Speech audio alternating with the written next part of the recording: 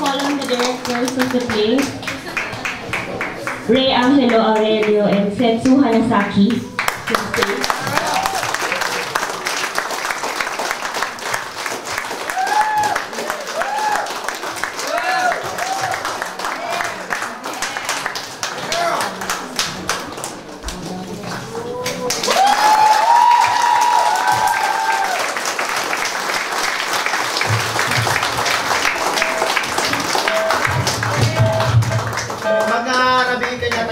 Ako, siya kumanan ni Delo, Sensu, kadwa tayo nga nag-facilitate dito yung workshop.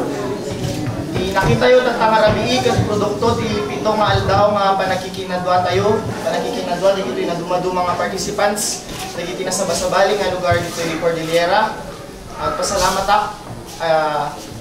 nang namulo na umuna, dito yung kakadwa nga participants nga talaga nga pinagregrigatan da po iti kasto nga performance. So nga ang bawang apo pinyada, di sa moda, salamat kanya ayo amin.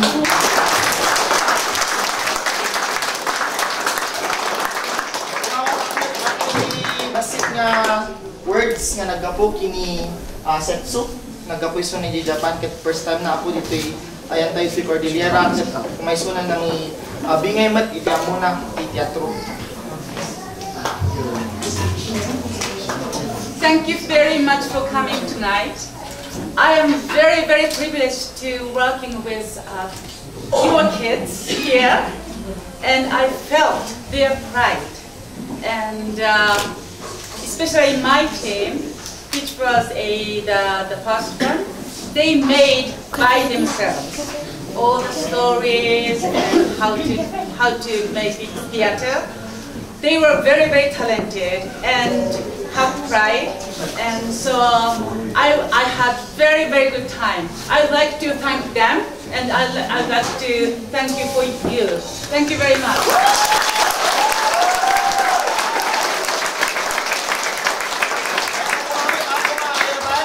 Musical director tayo, iti nangtad, iti biyag, iti play tayo, babaan iti napintas nga tokarda, tawagan tayo apo, ni Apo Arne Edgar Banasan.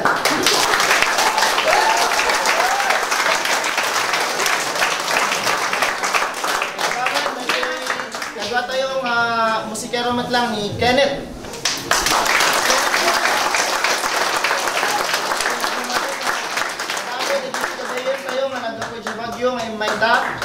Digili documentarista tayo, ti staff tayo, nang nangruna kini unag pa'y apo ti CGN staff. Dahil gamin apo nga production tayo kat may samanan nga napintas nga programa iti Cordillera Green Network. Party apo dahil iti Environmental Education Campaign da, kat adati may isang advocacy da, dahil nga road theater, eco caravan. Katawagan tayo apo ni Madam Mariko Sorimanchi, kaiso nag-presidente tayo iti Cordillera Green Network.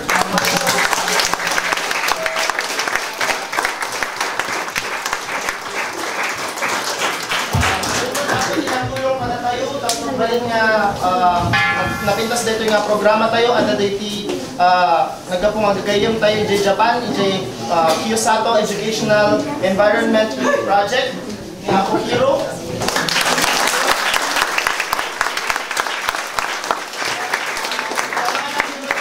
Ako ni panagtulong ni Madam Gawani nga inagaw nga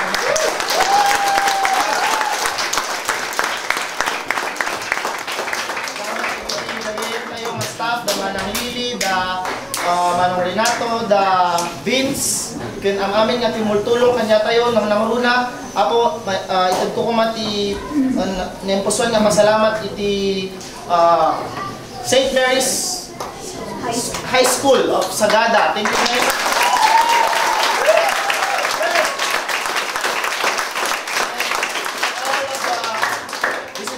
Our friends who have been supporting us from day one. We've been doing this advocacy for the last 3 years already. So thank you, and may the good spirit guide us all. Thank you so much. Yeah.